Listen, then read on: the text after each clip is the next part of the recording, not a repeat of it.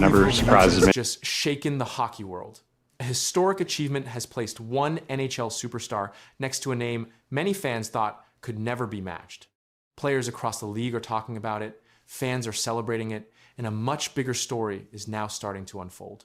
What happened next could make this one of the most important moments of Connor McDavid's career. Connor McDavid has done it again. The Edmonton Oilers superstar has, and this one is putting his name next to one of the greatest players the sport has ever seen. McDavid has officially won his 5th Ted Lindsay Award. This is one of the most respected awards in hockey because it is voted on by NHL players themselves. That means the people who play against McDavid every season believe he is still the best player in the league. Winning this before McDavid, only Wayne Gretzky had reached 5 Ted Lindsay Awards. For years, Gretzky stood alone in this category. Now, McDavid has joined him. That is why fans across the hockey world are paying attention to this news. It is not just another trophy. It is another chapter in a career that is becoming one of the most impressive in modern NHL history. What makes this achievement even more amazing is the season McDavid just had. The Oilers captain once again showed why many people call him the most talented player in hockey. He finished the season with 138 points, leading the entire NHL. He scored 48 goals and added 90 assists. Every night he found a way to help his team. Whether it was a big goal, a perfect pass, or a game-changing play, McDavid continued to deliver when his team needed him most. One of the most impressive moments of his season came during a 20-game point streak. During that stretch, McDavid recorded 46 points. Opposing teams tried everything to slow him down, but nothing seemed to work. Defenders followed him closely, coaches changed their game plans, yet McDavid kept producing at an elite level. It felt like every time he stepped on the ice, something exciting was about to happen. For many fans, this is the only thing missing from his incredible career. Every season, McDavid adds another trophy, breaks another record, and proves why he is one of the most talented players the NHL has ever seen. But in professional sports, team success often matters just as much as individual success. That is why the Stanley Cup continues to be the biggest goal for McDavid and the Edmonton Oilers. Coming into the season, expectations were very high. Many hockey experts believed the Oilers had a real chance to compete for the Stanley Cup. The team had star players, experience, and one of the best offensive leaders in the world. Fans hoped this would finally be the year that everything came together, but things did not go as planned. Even though McDavid delivered another amazing season, the Oilers struggled to find consistency as a team. There were strong moments throughout the year, but there were also games where the team failed to perform at the level fans expected. When the playoffs arrived, the pressure became even greater. Every mistake mattered. Every game felt important. And unfortunately for Edmonton, the season ended much earlier than many people predicted. After the disappointment, McDavid did not make excuses. Instead, he spoke honestly about the team's performance. His comments quickly became a major talking point around the NHL. Fans and analysts began debating the same issue once again. Can the Oilers build the right team around their superstar?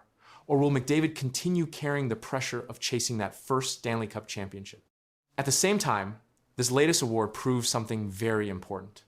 The players who compete against McDavid every night still believe he is the best in the game.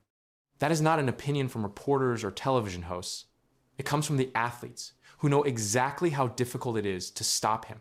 They see his speed, skill, vision, and leadership firsthand.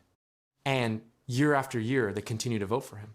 Now McDavid stands beside Wayne Gretzky with 5 Ted Lindsay Awards. That alone is a remarkable achievement. Very few players in any sport can say they share a record with one of the greatest athletes of all time. Yet for McDavid, the journey is not finished. His story is still being written. The awards are impressive. The records are historic.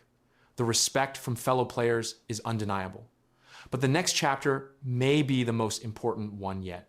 Can Connor McDavid finally lead the Edmonton Oilers to a Stanley Cup? Or will this question continue to follow him throughout his career? One thing is certain, hockey fans everywhere will be watching closely because the answer could define the legacy of one of the greatest players the NHL has ever seen. More of it. And, you know, when you're the manager, you take responsibility for it. So the responsibility is mine, but I always say management, coaching, players, we all share, right? We all got 33% of the pie here. Um, I certainly think that, um, you can look and say there was injuries, and we the beginning of the year the goaltenders were we had lost the goaltenders, but everybody goes through injuries. To me, those was an excuse. There was a fall off. A shocking statement from former Maple Leafs GM Brad Treliving has reopened one of the biggest stories in hockey. After months of silence, he finally revealed what he believes destroyed Toronto's season. It wasn't one loss, it wasn't one player, and it wasn't one coach. His words pointed to something much deeper inside the organization, and what he said next changed the entire conversation. Brad Treliving is no longer running the Toronto Maple Leafs, but his recent comments have become one of the most discussed topics in hockey. Speaking publicly after his departure, Treliving addressed the disappointing season that ended far below expectations. Fans expected answers. What they received was a blunt assessment from the man who watched the entire season unfold from inside the organization. Listen, we just didn't get it done, right? At the end of the day, you can sit here and there's all sorts of reasons, and like I said, there's to me a little bit of a death of a thousand cuts. One quote immediately grabbed attention. Treliving described the season as a death by 1,000 cuts. It was a simple phrase, but it carried a powerful message. According to Treliving, the Leafs were not destroyed by one major event. There was no single game that ended their season. There was no one mistake that changed everything. Instead, many smaller problems kept building throughout the year until the team could no longer recover. There, whether you know, we didn't have the buy-in. You can debate how we played a little bit. That statement became even more important when Treliving shared another observation. He said, "We didn't have the buy-in." Those words quickly spread throughout the hockey world.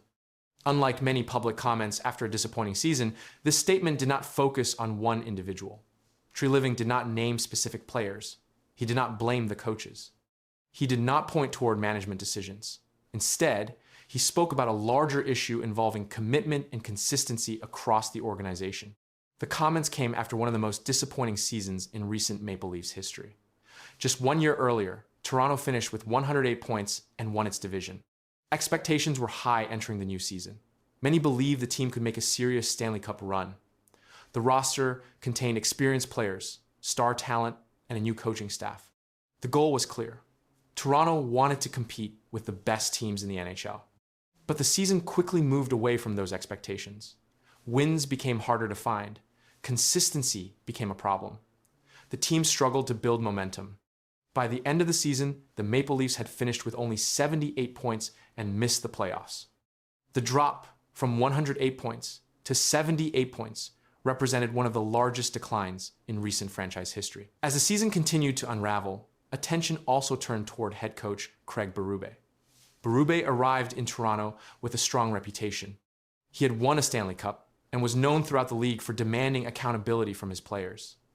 The expectation was that his leadership would help the Leafs take the next step. Instead, the season continued to move in the wrong direction. Toronto struggled through difficult stretches. Losing streaks appeared at critical moments. The team often found itself trying to recover from setbacks, but never fully regained control of the season.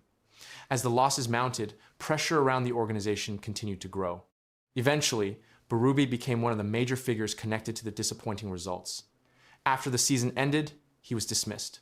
For many teams, a coaching change becomes the primary explanation for failure, but Treliving's comments offered a different perspective. Rather than focusing on coaching decisions, he described problems that extended beyond the bench. His death by 1,000 cuts comment matched what many fans witnessed throughout the year. Small mistakes became recurring issues. Missed opportunities added up.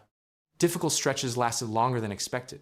No single problem appeared large enough to destroy the season on its own. But together, those problems slowly pushed the team further away from its goals. That is why the phrase resonated with so many people. It described a process rather than a moment. It reflected a season where challenges continued to grow without a clear solution. The further the season progressed, the harder it became for Toronto to stop the decline. The disappointment eventually led to major organizational changes. Treliving was removed from his position as general manager. Berube was also dismissed. The franchise decided a new direction was necessary. Soon after, John Chayka was hired to lead hockey operations moving forward.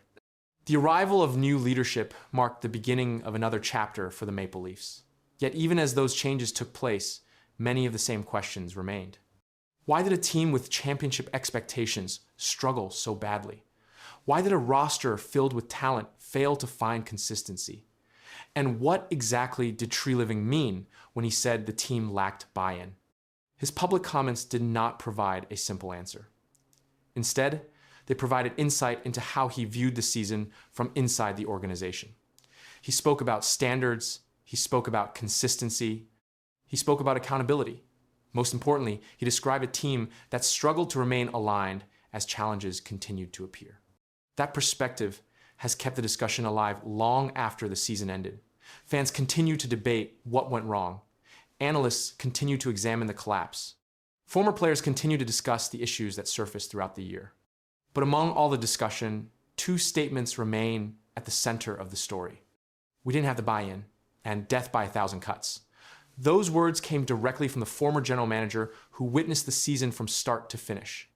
They have become the clearest explanation offered so far for one of the most surprising collapses in recent Maple Leafs history, and they continue to shape the conversation surrounding the organization today. There's just a general feeling of dismay and disruption, right? And that's natural because the season was so bad. And now Chris Johnston's got a report in The Athletic today saying that Matthews, I guess as of now, not 100% committed to returning next year.